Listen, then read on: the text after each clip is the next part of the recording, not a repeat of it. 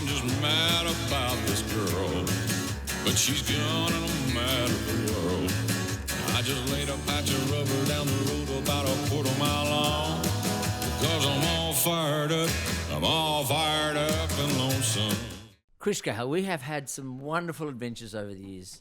Many, Stephen. Extraordinarily colourful adventures to all sorts of activities and spectacles, and I think nothing really topped our night out at the game last Wednesday night. Now, you're a fan of the Marx Brothers. Yeah, I am. Yeah, because you turned up dressed as Groucho Marx to go to the opera. You were in a suit and tie, tails the whole bit. I didn't see a top hat in the back of the car, but you were ready. I was dressed up as the opera singer. Jewelry, furs, mink, whatever it was, ready to go. To big night at the game. Which surprised me because you do look like Harpo. And didn't we have an adventure, Kris? Yeah, I mean, when you say we've had adventures, none out. Oh no, we did go to Wollongong once. We did. But this was a picaresque journey, Stephen, through almost the nether world. I think I would want to describe it. Where do you class Waterloo at this point in time in the sort of status symbols of suburbs, as so to speak? Oh, it's got an emerging vibe. An emerging vibe. Yeah, Yes. I think better times are ahead for Waterloo. Okay. But it's definitely grassroots right now. Very close where I picked you up to where we used to do this show in FBI radio. Exactly. And I know that you're a stickler for timing. 5:30 I thought gave us plenty of time for a game that started at 8:10. So I was out the front at 5:30 in the afternoon. And there I was. There you were. Just in the early gloom of the evening. But dressed in your tux. dressed in my tux. Yeah. Ready to go. Ready to go. And Stephen, I don't want to blow my own trumpet like I'm a diva or something, but I'm well skilled in the transport issues around Sydney Olympic Stadium, aka Accor Stadium. And I'm telling you, even on a sold-out Origin night, 80-odd thousand people, a 5:30 pickup in Waterloo. Yeah, for an 8:10 start. I'm feeling pretty confident. We're taking our seats by 10 to 7 at the worst. Right. Before we get there, though, of course, how many lanes run under the city in that new City Westlink or West? Oh, the M4? Yeah. Well, you can get anywhere from 6 to It's 4. a lot, right? Yeah. And then to get off to go to Homebush, it goes to how many? To 1. Am I correct there? The first part of the tunnel journey. Beautiful. Relax. We were chatting. We were on good terms. We were. We were optimistic about the game. Yes. Yes, we were. And then it started to slow. Yes. And then it just came to a grinding halt, didn't it, where those 8 lanes were moving into 1. And, of course, then the great Sydney classic type, the queue jumper. Well, this is the thing. This is a really modern thing. No wonder road rage is subject to a national inquiry right now. Yeah. Because the people who are prepared to jump queues when 8 lanes go into 1, and there are plenty of them. And they know they're doing it. That's why they're queue jumpers. They create, and this is a technical term, a snafu. Yes, and we did encounter one car broken down in the tunnel. Yes. But you know when you get past the broken down car... And you're out into daylight. It speeds up? Yes. Didn't happen. And then we found, and you spotted it straight away, a combi full of young lads, I'm assuming, on the piss, thinking, well, what are they going to do? Why are they stopping? They're stopping, Kris. What are they? He said, well, they're going to urinate. Yeah, when you're on the piss, Stephen, and you're in traffic, which is unprecedented, if I can use that word. I could see the commotion going on. There was a false opening of the door. Yes. And then, can I do this? Do I have any should I do this? Self-image concerns? So this bloke trots around, goes to the guardrail and releases not 1, not 2, 3 patches. 3 streams. And I was wondering, was he anticipating that the traffic might move? He might get left behind. But when I actually drove past it and looked, because you're going to, right, it was a perfect depiction of Queensland up and in defence patterns, which they delivered them the Origin decider so emphatically. This kid, not only was he a public urinator, he was a guru. And it should have been a warning to us, Kris. We should have turned the car around straight away if we could have. I'm telling you, if we'd have abandoned at that point, gone left, not right at Homebush Bay Drive, our night would have been immeasurably better. So you're into the 1 lane, and then it sort of splits into 2 that goes 1 left and 1 right, of course. And so everyone has to go 1 right to get into Homebush Olympic sort of circle, I suppose. Correct. And then everybody then queue jumps again. And there's been a lot of talk about, as you head down to that big roundabout, they're going to fix that roundabout. One day. Well, not yet. Not yet, no. And it's like, oh no, the grind starts again. And meanwhile, what time is it, Kris? Well, time has ticked away, Stephen. It's getting close to 7:30, isn't it? I think we first hit the snafu at about 6:15. Yeah. I'm not sure we got onto the roundabout until about 7:30. Yes, I think it was. And I kept saying, we're going to make it, Kris. I know, you were being optimistic, Yes.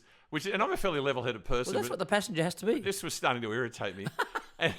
And then you said, "Oh, well, let's listen to some of the footy coverage." And we turned on Triple M. That lasted about 10 minutes because it was so banal. God, yeah. Now, I call this the journey to P1 and back, right?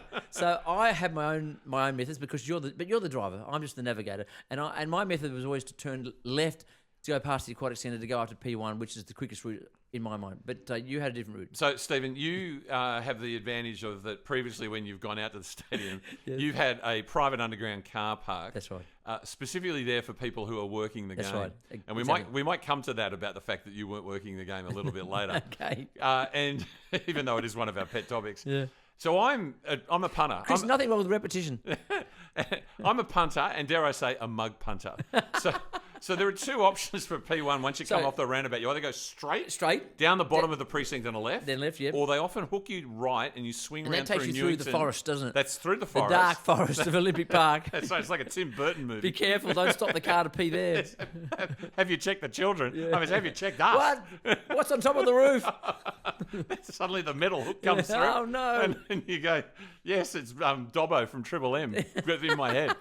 And that brings you, rather than a left into the P1 car park, it brings you up on the Old Mill Road. And funnily, Old Mill. It's nearly like a 180, not a 360. Correct. A bit more than the 180. Oh, it's almost like a circle, but or maybe the shape of a D. Yeah. I don't know. But you always had a good run, correct, before? 25 years, Stephen. 25 years. Flawless. Yeah. It's either one or the other. And I am here self-responsible because when we failed on the second route where we were brought back to the same roadblock. Hang on, the first route we went straight up the middle, didn't we? Then the guy said, "Do a U-turn Do a and turn U, right." come And I back. go, okay, that's never worked. We came back to where we started. Yeah, and then we looped, and I made the wrong decision. Version 1. Yeah, version 2. We come back to that same block with the same block. guy. These are high-vis traffic controllers, correct? We didn't ask him a second And they're time. all pissing themselves laughing and thinking they've only got 10 minutes to go. Let's send them right, not left. Remember, we left at 5:30. That's I 2.5 hours Oh, plus I know. before kickoff. And then finally you bit the bullet, didn't you, Chris? I tucked it right and sailed in. Sailed in. Yeah. And what do we see rushing out as we're rushing in is some bloke with a guitar. And you knew who he was. Well, I was wondering whether it was Brad Cox, the entertainment, Right. that our friends on Triple M said finally some decent entertainment at the rugby league. Is that right? I think there was a big sledge at Macklemore, Ricky Martin, Yes. Slash, Yes. Ju- Don't say Barnsley. Train, Barnsley's great. Kid Leroy, Yeah. Brad Cox, because he's part of this mainstream country music juggernaut that's taken over our airways. Is that a bandwagon thing happening, Chris? There's a little bit of bandwagon in it, Yeah, Stephen. yeah. I mean, I thought Luke Combs was a particular type of implement for your hair, but apparently he's a big thing. Right, where's the hat? Yeah. But this bloke, he was out the door before we even closed our doors and locked the car. I mean, he must have sung and gone, that's it, no more footy, I'm out the door. Let's say the guy walks past us with the guitar. He's sort of got the sort of wispy moustache. He's not in what you would call first grade Slim? shape. No. Right?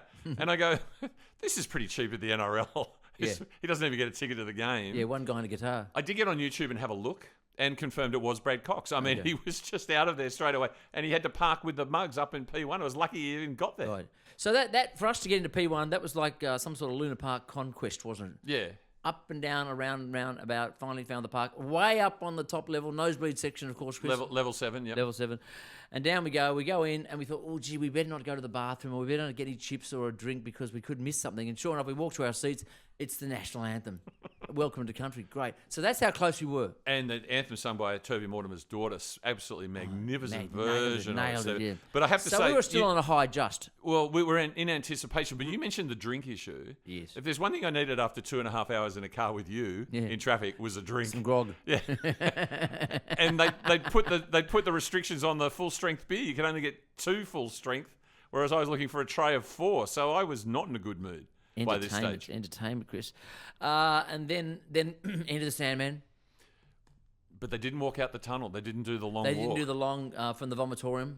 Here's an expression that I came up with a long time ago, Did Stephen. you patent it? I've Copyright? trademarked it. Trademark? It's hard to patent, but I've Okay. trademarked it. If it ain't broke, don't fix it. Well, that's certainly what they do go by because there weren't a lot of surprises in the entertainment package at the game that night. That's for sure. But Supercoach Daily says the long walk, we don't want to do that. We want to keep things normal. Yeah. Well, what was normal was do the long walk and win the bloody game. That's what I exactly. thought. Yeah. Yes, Anyway, So there was an impending sense of disappointment coming, Chris. there was a pall hanging over the stadium, Stephen, Pall. and it just wasn't a shroud of pollution. Numbers, percentage-wise, would you say 80% blue, I'd go 85. 85%? So we were really ready for a big one, right? Pockets of maroon scattered around, Yeah. but nothing significant, you would say. Yeah. Can I just mention the music, Chris? Is there anything better than hearing? I mean, look, we're going to AC/DC. Looking forward to it. We love AC/DC. Power up. But when it comes to sort of providing something a little bit innovating, a little bit sort of fresh, not one, not two, but 4 AC/DC songs in the first 20 minutes. DJ Johnny, not that I want to name names. Has he got a last name? Well, he wouldn't want to be identified. Okay, fair enough. By the way, the AC/DC 2 are named after their last album, Power Up. The original plan was to call it Fire Up, but we put a kibosh on that. That's right. Probably not a wise idea on our No. part. Yeah, but we got 4 AC/DC, covering both the Scott and the Johnson eras, I hasten to point out. Fair enough, yes. nod to that. 2 Queen songs. 3. Queen songs. Because oh my God. we got Too Early, We Will Rock You, Yeah, some other confection. We Are and the then, Champion? No? The No. game wasn't over there. But near the end, where Dearden goes over for the game when sealing the try. 85% blues crowd. Don't stop me now. I'm having a good time. I'm having a good time. Not. I was having a bloody miserable time. Chris, read the room. By the way, Stephen, I think with the exception of Bag Raiders, Shooting Stars, Yes. no other song was made in this century. Is that correct? Fair enough. And also, how many Australian songs actually were played, which used to be a staple? Was there any Dragon? Well, we got Was there DJ any Chisel? We got DJ Otzi. I don't think that's Australian. Wow, Chris. Hey, Did baby, we? the one saving grace. Yep. No, Sweet Caroline. That's Sweet Caroline. You think it's finally run its dash, however it was And played what's at happened to Warriors horses? Tigers. Well, again, I mean, there were those small mercies, Yes. but there was very little local music. Yes. There was very little new music, Yes. and there was a staleness to it, Stephen, that is infecting rugby Staleness. league. How would you define staleness, Chris? 4 AC/DC tracks, 3 Queen tracks, Yeah. and the absolute coup de grace. Yeah, come on, the pinnacle, the little cherry on top of the ice cream. Take me home, country road. Now, that's John Denver, to correct? the place John, where I belong. John Vent, he's a rugby league fan. And here's the killer, Yeah. West Virginia. West Virginia. And the crowd Yeah. is in full Yeah, throated yeah, voice, yeah. much louder than the anthem. What's wrong with... Well, I tell you what, probably this nation went into decline when Mark Latham almost became Prime Minister, if you've seen what he's up to in the most recent Goodness times. gracious. Yes, he's got a, I mean, allegedly. Well, it's all alleged. Allegedly, he's got some weird taste, hasn't he, that bloke? But Denver singing West Virginia, Yeah. I always say I remember where I was when I heard John Denver died. It's like, when Lennon shot or Kennedy. Yeah. I was, in Barbados. And, I mean, what's wrong with Liberace, for Christ's sake? well, is he Australian? No. What Just as much as John Denver. what Liberace would you play? Something classical. Just Just an for the hell of- instrumental. but this is where we've. Did you know Liberace gave Elvis tips on showmanship? I think it's apparent. It's true. Okay. You learn a lot on this show. So we're going. What? It's a bit like The Gambler became popular about 25 years ago for a certain crowd, and suddenly Country Road. I remember being at the Arias and some clown played it that night, thinking this is really cute. You I know? remember there was plenty of Creedence Clearwater Revival. There was at least 2, if not more, Credence here. in evidence. One fine go. By the way, shout out to the Great Cricketer podcast, Stephen. Very popular, much bigger audience than ours.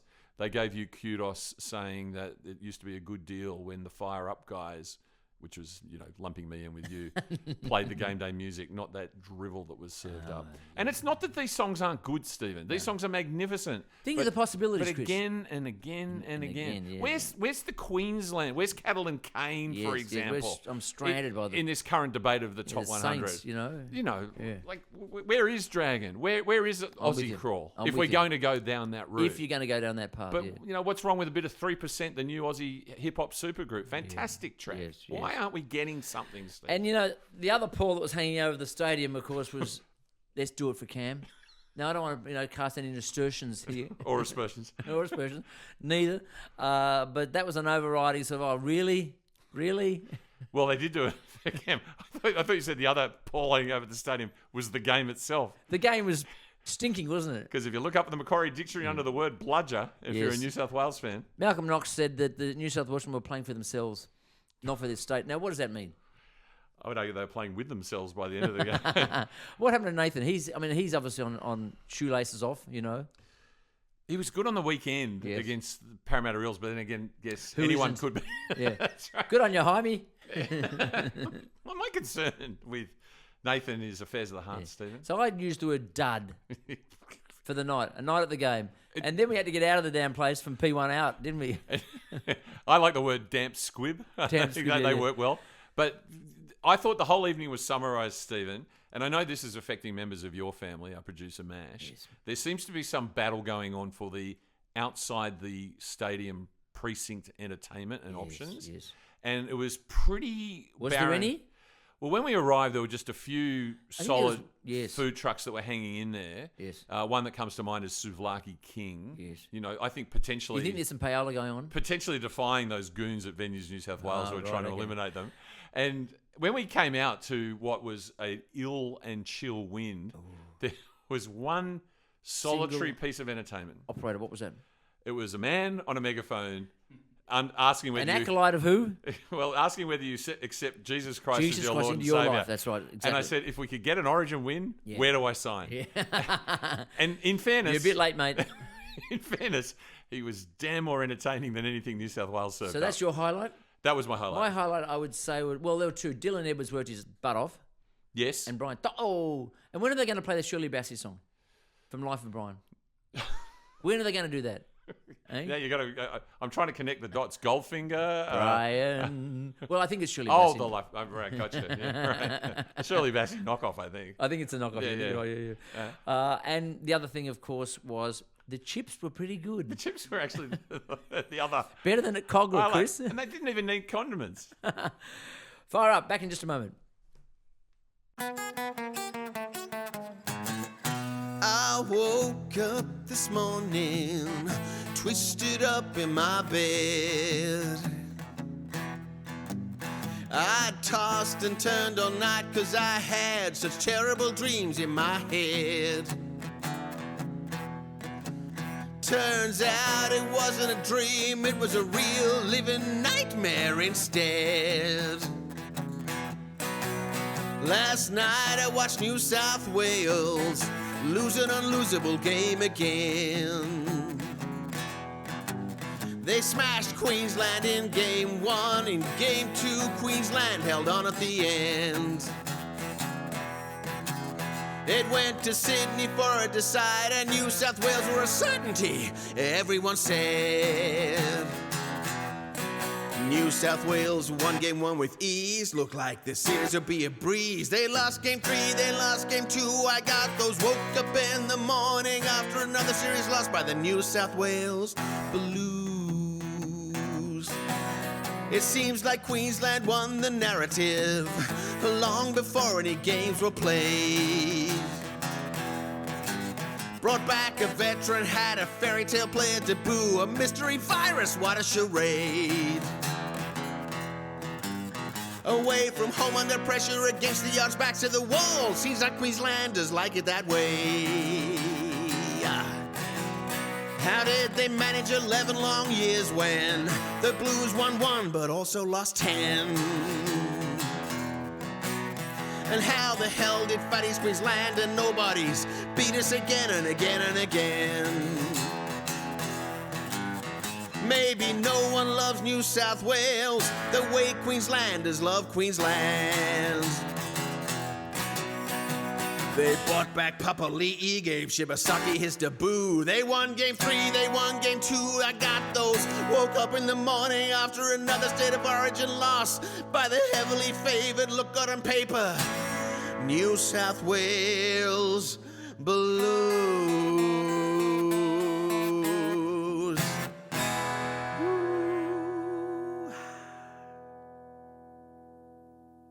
Rugby league fans, Buzz has been very, very busy. He's a bit confused, I think, because I think he's only got one club in crisis banner to string up, and he doesn't know which way to jump right now. It's pretty tough economically at News Limited at the moment, Stephen. Yes. And We feel for them. So fortunately, he's been able to lean into the graphics department at Fox, because yesterday he did an analysis of the club/coaches in crisis, and there's so few titles That's hand here. in hand, right, Chris? Yeah, there's so few titles here. Coaching merry-go-round, we're familiar with that. Yes. Coaching carousel. Yeah. And now, of course, it's the coaching cauldron. And so what round are we up to this week? We've had 19 rounds, Stephen. So So we're it'll getting be round close to 20. that point where those that are in the top 8, the top clubs, will be top, and those that are out are going to be questioned about their tactics and their coach. As night follows day, It's inevitable. as the new financial year begins, Yes. coaches are under siege, Stephen. Some of them can wear it very well, some don't, I would imagine. Now, some of them have got funny voices too. And in fact, most of them have got funny voices. And have you ever noticed someone who doesn't understand sport, any sport, and goes, who's that person on telly? And why do they sound so strange? And why do they look upset? And you just go, rugby league coach. They go, ah. Uh-huh, I tell you who's on a trajectory to being a rugby league coach, Stephen. And it's not trajectory. It's not the great Kieran Foran who's just retired. It's got to be Ben Hunt. His post-match interview after they beat the Titans. He's got the coaching voice going like I wouldn't believe He's this. got the voice, has he? He's on the way. He's totally on the way. And Kieran Foran, that was a moment of a glimmer of hope, wasn't it? A man who's a journeyman, 5 clubs, being, I guess, lauded for what he's done. Good-looking bloke. Did you catch his interview on 100% Footy last night, where Gus sort of doused him in faint praise by saying, "I loved him, one of my favourite players at Manly in the early years," and then it didn't quite go the way he would have intended subsequently, because it was tough times for Kieran Foran. Many injuries, maybe clubs not at their prime. Yeah. I remember he arrived at Parramatta with much fanfare, and a friend of the show, Mary Constantopoulos, wrote him a letter of welcome. Is she still a friend of the show? Yeah, she's still a friend. That's great. Yeah. To Cumberland / Combank Stadium, and it didn't go well. Right, okay, yeah. But a great servant to the game, Stephen. He is. I've always liked him, and he really stood proud this week. Very much so. Yeah. Now, so coaches in crisis. So who's the first one you want to talk about? Well, he's on the buzz meter, and he ranked them out of 10, and certainly at the top of the list was Des. So the conventional understanding is Des is actually gone. Now, Des says it's completely baseless, and he did actually describe his team as connected. Right, and haven't the players all stood up for him? Yeah, we love the guy. Yeah. Now, is it not true, though, we've talked about this, that the Gold Coast is a poison chalice? It's very, very difficult, Stephen, because... And I went to a Gold Coast Titans game a couple of years ago, and I'm just about done with the therapy. But the issue you discern there is the game is full of confection to distract you from the fact that they're not very good. Right. Lot of entertainment, T-shirt cannons, things like that. But doesn't that apply across the board in all codes on the Gold Coast? Yes. Yeah, nothing works. Right, and why? Because everyone living on the Gold Coast is from somewhere else. Or it's the meter maids. So One of the two, Chris. Come on.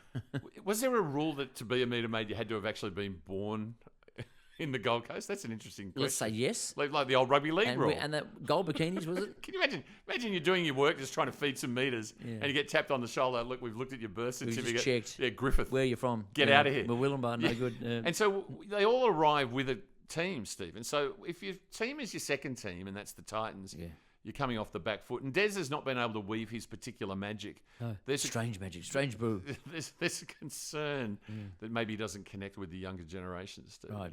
Oh, no. Something we can understand. Yeah, well, we might talk about age in this particular thing because it seems like the elder generation are just falling like flies at the moment. Yeah, true. Now, I don't want to talk about Ponga. Well, if you don't want to talk about Ponga... But we have to talk about Newcastle. Right. They are a club in crisis. No matter how much Andrew and Matty Johns want to talk it up, they are. Well, not only coaching crisis, but playing crisis. Yes. And if you don't want to talk about Ponga... Yesterday, it's inevitable, isn't it? It was news that he wants to play for the All Blacks. Yes. He wants to win NRL premierships. Yes. And he's close to coach Adam O'Brien. And can I just say he wants to be a boxer one day? Correct. I think he is staying at Newcastle. Right. But it's the coach Adam O'Brien. Apparently his papers have been marked, Stephen. Out the door, end of the season. Right. Ponga, is he doing a teddy? With all of that, what you just said? Well, there has... Is it trader? This is this modern parlance that... And I find it hard to understand. Players want to play somewhere where they think they can win. Yes. And that might be one of the things. And it raises the question about new Parramatta hooker Dylan Brown, who put in a sterling 39 minutes against the Panthers on the weekend. Didn't he come there because Kalen was going to be there? Of course. So he's going to be disappointed. Very much so. The new Nova Castrians are going to be disappointed. Yes. And tell that to Ricky. Nobody wants to go to Canberra, and they're number one. No one wants to go to Canberra, even Ricky, and they're number one. What a guy. Now, can I throw in Wayne, the super coach, Bennett? I mean, he's second last, Chris, and of course all the players are saying, it's not Wayne's fault. We're the ones on the field. We're the ones losing. But it used to be Wayne's fault if they won. If you think someone's 96 years of age and you're second last, you think Is he still carrying guns? You think... He'd be right for the plucking. Yeah. But no one mentions Wayne. Too scared. Souths aren't in crisis. No, okay. Cody Walker's gone for the year. They're running second last. They spent $700,000 on Lewis Dodd. Everything is good at Heffron Park. And they didn't get into Allianz Stadium. Not yet. Thank you, Chris Minns. Yeah. Okay. What about Ming the Merciless up at North Queensland? Well, this is the latest topic, Stephen, is he's got a state of origin roster there. He's got the player of the series in Tommy Dearden, little gutsy thing that he is. And he can't seem to get the boys over the line. And they're harsh taskmasters in far north Queensland, Stephen. Is it too late? Well, and there's people who serve the club like Josh Hannay just waiting to be given the job. Chance. And I feel that Todd Payton might be on NRL on Fox. Because we used to think it was Ming the Merciless number 2, the St George, Dean Young. Dean. Yeah, but he's come to St George and not done much there either. Thanks very much, Dean. And disappeared into obscurity. Yes, exactly. Shaved off the beard and moustache, etc. And finally, Seabold. Okay, so what's happening now is coaches understand that they're only a phone call or a text away from being sacked. Yeah. It's a very impermanent existence, and it takes you to a more philosophical place. Is this Monty Python again, where Death walks in the door and taps him on the shoulder? Well, let's listen to Death Seabold from a couple of weeks ago. The reality of it is, guys, if you think about life, right, every single one of us are going to die. Every single one of us, right? And so if you work back from that point, you really, it's not to be morbid, but you really work out what's important in life. And I'm really passionate about coaching, but I'm also passionate about other things as well. So Seabold... About death. Seabold said the unspeakable. Yeah. And were the kiddies listening?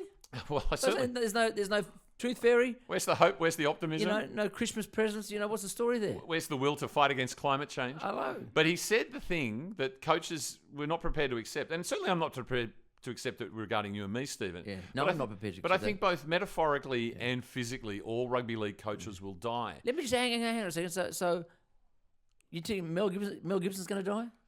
Russell Crowe's going to die? Yeah. Okay. Wayne Bennett, maybe not.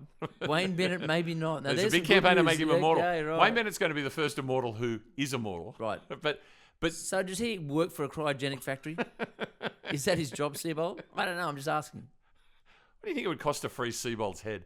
And what would you transplant it onto? Futurama style, is it? I tell you what, just Seabold in a jar with that croaky voice. And also Seabold the philosopher underneath the head. Yeah, but after my West Tigers went down on the weekend to the Warriors with a tune of 14-34. You wanted to go, did you? Supercoach Benji, they're now writing their own death warrants. Okay. The pressure is because you want the guys to do well, and the reason I do this job is because I want to turn the club around, and I actually believe that I can. So you just can't listen to the noise, and you got to keep pushing forward and keep fighting for what you think's right, and the rest will take care of itself, mate. I've got good people around me, and I feel like I'm saying my eulogy. I'm good, mate. I'm all good. He's you googly, and then you die, Kris. That's right. So he gets to say it before he dies. That's pretty clever. What is it? Eat, sleep, coach, die. Right. I think is the new T-shirt. Well, look, I was looking for death when the Dragons played the other night. We'll talk about that in just a minute, eh? Okay, why not? Okay.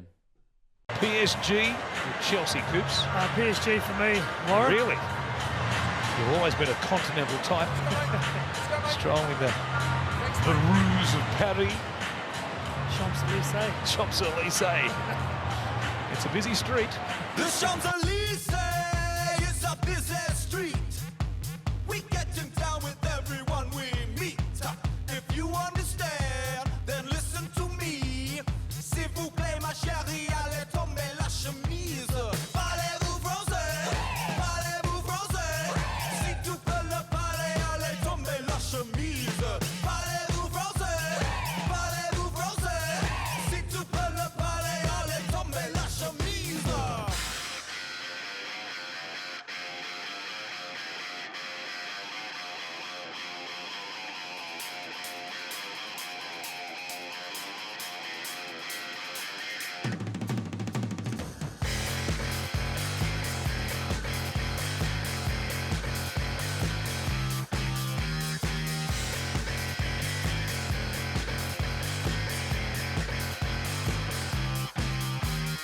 Do it now because you can, and I think you should. Do it now because you can, and I told you to. Do it now because you can. I'll take mine up too. Do it now because you can. Sold Out 5, the winter edition. After last year's killer disco, the Sold Out crew are hopping up the road to Paddo, covering the best of gritty funk and classic disco for the chilly season.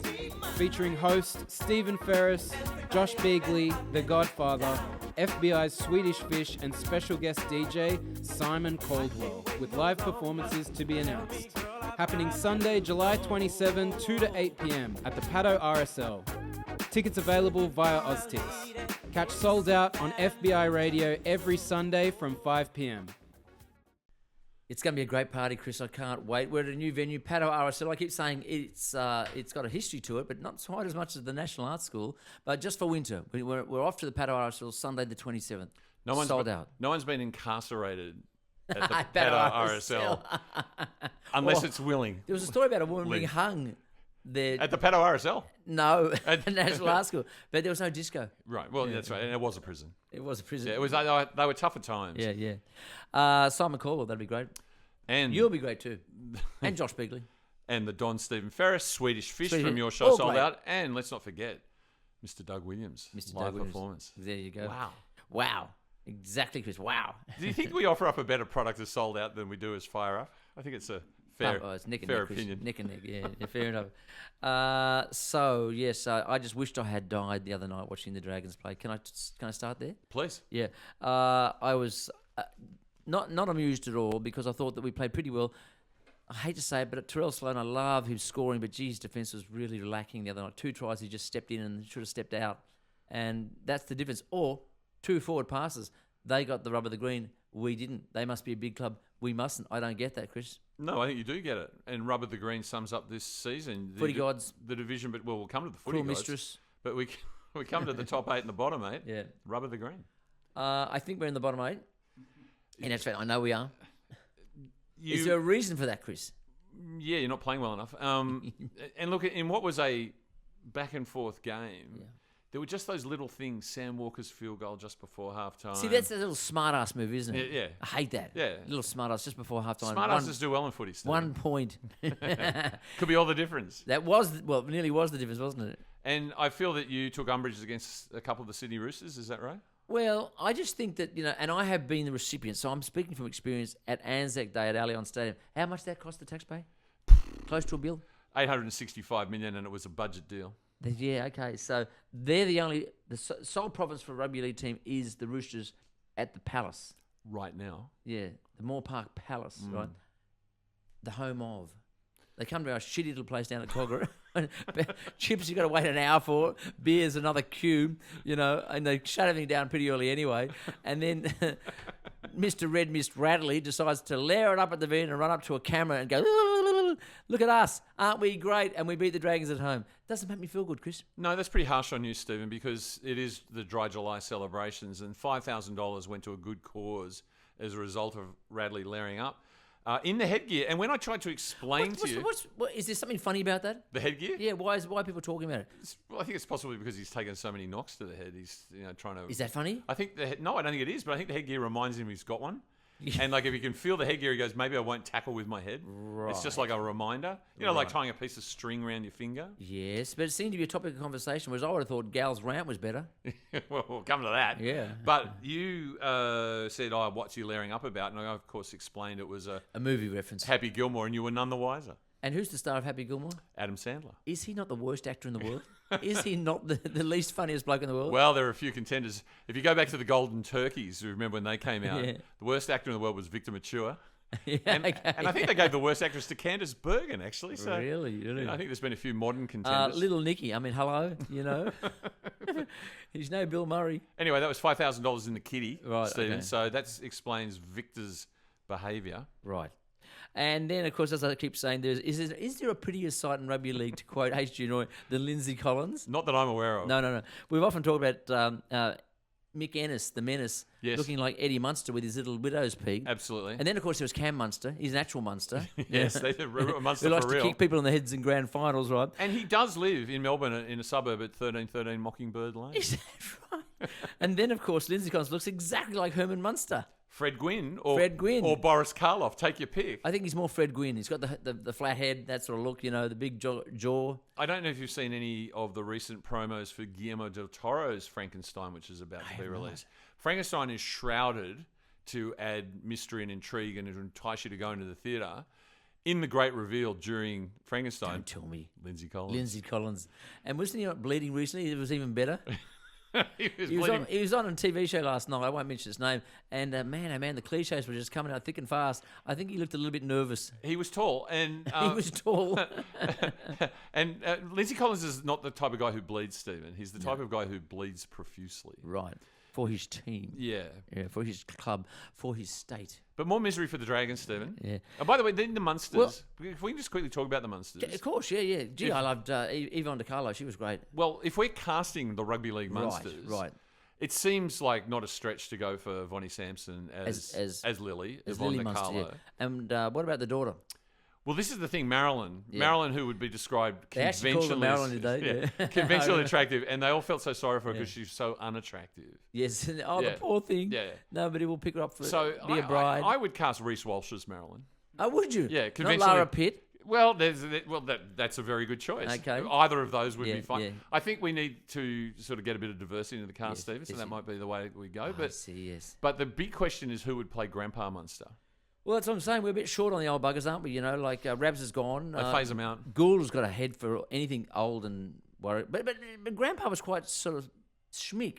He used to wear the cape. Yeah, he was Dracula-esque. He, of course, was played by the great Al Lewis from Car 54, Where Are You? Yeah. And he had a bit of panache. He used to have an Italian did. restaurant in New York. Did he? I took a picture outside it. It was locked. Did It was you? shut at the time. Okay. But I think when I think Grandpa, I also think he was sort of a bit bald on top. Yeah. Receding. Yeah, David Barnhill, perhaps. Yeah, okay. You know, some of the nude nuts in rugby league, Ben Kennedy. Yeah. You know who we did Michael see? Wayman. Sorry, old people who we did see at the State of Origin was John Howard up in the VIP box.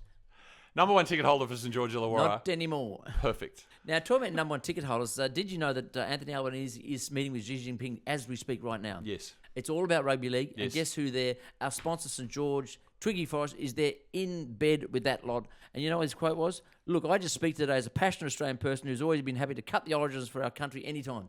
Well, he's going to be doing the same for the Dragons. Squadron Energy, Stephen. That's right. And this is breaking news. We've been talking about Albanese creating the Pacific Rim against the Chinese Communist Party. Yeah. We're going up through Papua New Guinea to the Taiwan semiconductors. Yes. And then more recently, we've been talking about the pincer movement by establishing a rugby league team in North Korea. Now, I've been given the working title the Pyongyang Predators or Prowlers. I like that. I think that he is in advanced talks. Yeah. With all the relevant people in the region, including Kim Jong-un, to establish the St George Illawarra Dragons in North Korea going forward, Stephen. Made for it, isn't it, Chris? And you might be miserable about that, except that I can guarantee that in Pyongyang, the pies will be hot and the beers will be cold. And I believe that those half games that aren't played in Australia, everyone's for free on a flight. They fly everybody out there. Yep, absolutely, as long as you dedicate yourself to the Supreme Leader. I'll do that. One question before we go, Stephen, to the next segment is that you did ask a couple of weeks ago. Oh, yes. Maybe I should go and chat to GDP and ask, how do you fix the St George Illawarra Dragons? Yes. I've got 3 pages here. Let me just read some of the highlights. Defensive frailties and tactics. Line speed and structure continue to be a glaring issue. Wow. Recently against the Dolphins, you literally stood on your try line. What do we got? Must change. Improve line speed and aggression. This came from NVIDIA. Absolutely. For the chips. ChatGPT. Tactical restructuring. Wow. Flanagan's pack-based defence isn't cutting it. Don't you love that when you're getting chipped by a computer? So now a computer's giving us a hard time after we lost again. Yeah, number 2, slow ruck speed and lack of tempo. That's only number 1. Yeah, I thought that was number 1. But you've got some... Oh, this is really embarrassing. You've got one of the slowest ruck speeds in the comp, taking over 130 seconds per sec. So speed up to play the ball. Oh, righto. Merit-based selection. Apparently it's not happening in the Dragons. Right, merit-based. Ball security and execution in key moments. This is... I go with that. This is one of my favourite. The infamous magic... So AI's been watching. Yeah, closely. Yeah, very much so. The infamous magic round mistake, Jaden Sewer fumbled grounding, Yeah. which was at exactly the point in time where Anthony Albanese was declared the winner of the election, around about 8:30. And then squad composition and on-field leadership. Squadron energy composition. You asked me, is there any future? The addition of experienced players like King Gutho and Cookie brings stability, according to sportyparrot.com. Yeah. But the pack is still young, Stephen. Wow. And at time lacks the grit and physicality. Yeah. So you asked me, are we going to be any good, given there's questions over your culture, accountability, and consistency? And I know for a fact that celebrating 15 years since the 2010 win, Dean Young, Ben Cray, Jason Idigar, Michael Horse Wayman, And Dan Hunt were ready to run on. That's right. Take over. Get out of the way, kids. We'll do it. Well, that would give you a bit more experience while the young guys get some grit and physicality. Unfortunately, they would have done well with the entire team turning up, but that was never to be, was it? No. Well, thanks. That's great. After a great week, a great loss, 2 great losses. Fantastic, Kris. And now it's AI chipping in. The future is bright with AI, Stephen, for all our teams. Have fun in North Korea. But there's a bigger event on tomorrow, Stephen, as we go to... We're talking about the big grudge match. Oh, yeah. Yeah, Gal versus SBW. No. Now, SBW is much hated by many, many people because, a number of reasons, because he stalked out of the country, didn't he, on a midnight flight from Canterbury Bankstown and broke a contract without even telling them. He's hated for walking out on the Dogs. Yeah. He's hated for walking back into the Roosters and winning them a comp. Yeah. He's hated for re-walking back into the Roosters and supposedly was going to draw... a million, what was it? It was going to be 1 billion views around the world when his comeback game, and it rated about 65,000 people. Yes. So on a number of levels, he's disliked. We dislike him even more because he's a commentator for rugby union. You know, he'll just take the coin wherever he can get it, Kris. Right. Isn't that what it's all about? Isn't that what Gal's criticism is all about? So what a great press conference it was. Well, when you got so much hate directed at you, there's only one way to get the people back on side, Stephen. Yeah. And that's beat up Gal. I said to certain media people in this room, the first thing and the only thing this dope's going to go on about is drug testing because he's a stupid prick. He's got nothing else to say. He's an idiot. That's all you got. And again, you go and charge people to do food reviews. You want to get into me for charging, well, supposedly, it's been totally discredited, $10, and you go and charge people for food reviews. You are a scumbag. Ooh. Now that's just one punch. There was so much vitriol thrown there, Stephen. I mean, they're just copying licks off pro wrestling, let's be honest. Yeah. But what was really interesting at that is that people have been trying to bag Gal for having his mates over for a barbecue and asking for $10 a head. Right. I'd say that is quintessential Paul Gallen, from what I understand. Isn't that what SBW was accused of doing? No, SBW's... Reviews. SBW sort of lent into that criticism. Yeah. And the only thing why I think Gal said it's been discredited, it was actually $20 a head. All right.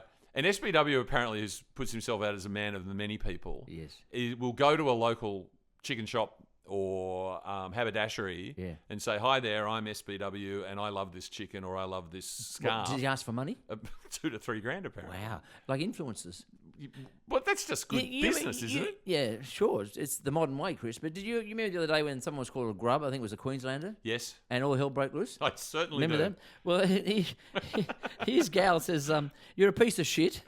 You're a scumbag. You're a disgusting human being, and no one cares." I think right now Billy Slater's giving one of those sanctimonious press conferences where he says, "When you say something degrading about somebody else, particularly in a derogatory manner." Yeah. And I'm still asking Billy, how do you degrade someone in a non-derogatory manner? How do you do that? And finally, he goes, "This is Gal, right? I'd love to be locked in a room and see who walks out. No rules, in our undies. See who walks out." The SBW had nothing to say to that. And he didn't clarify whether he walked out if he won. No. Would he still be in the undies? Undies, I know. What if you get dacked?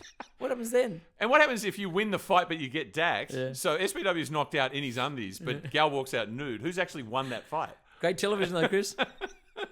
And that night, of course, there's Sunday Buddy Sunday. Tim Zoo, the classic crucial rematch with Sebastian Fundora. Great name, eh? Fundora. You like a little bit of boxing, don't you? I do. Yeah. Las Vegas this weekend along with Manny. It's going to be a big week for boxing. Well, if the footy gods shine on you, Stephen, you might end up being there. And if we are heading out now, is that where we're going? Yes. We're going back to our segment on the footy gods, Stephen. 2 criteria. Yeah. You have to be dead and you can't be an immortal. Right. And this week we're focusing on former Channel 9 rugby league commentator or pundit, Ron Casey. Do you remember Ron's work? Don't tell me he died. A little while ago, yeah. Christ, Kris. Are we all going to die? According to Sieves, we are. Wow, yeah, okay. And Ronnie was known for stirring up the pot both on his panel with the likes of Frank Hyde and Peter Peters and people like that when Peters jumped across from Controversy Corner. Yeah. And he also was the pioneer of Ratbag Talkback Radio, Stephen. Yeah. So what it says is that not all gods are good, but they are all great. I was saying to myself, surely this can't happen to us again, you know. There must be some sort of football god out there. The rugby league gods.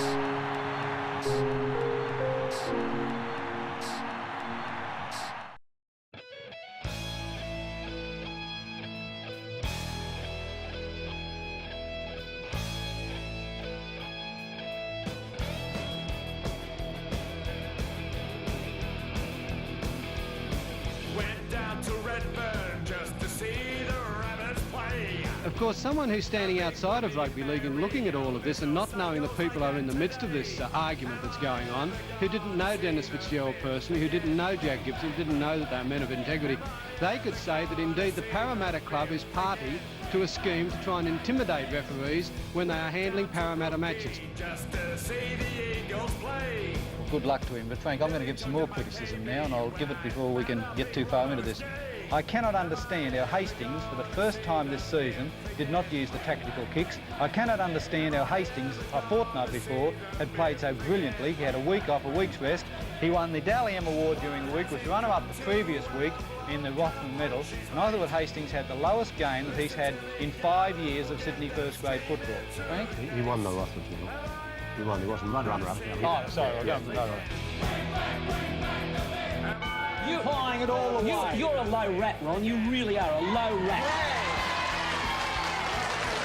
And you are a sanctimonious. I have been an Australian from day one. You live with a badge and that's Do you know all you what got. that is? Do you know what that is? What is it? What is it?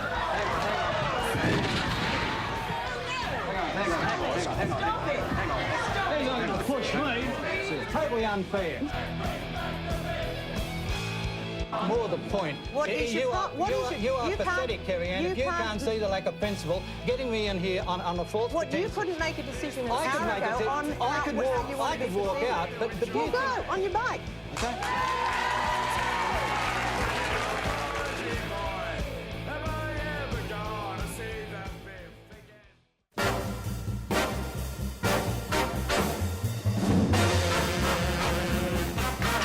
So tune in again next week when we invite a veritable breadline of nobodies and wannabes to flesh out another rip-snorting roundup of rugby league shenanigans, slander and smut, right here at the home of radio's most fatuous footy confab. Fire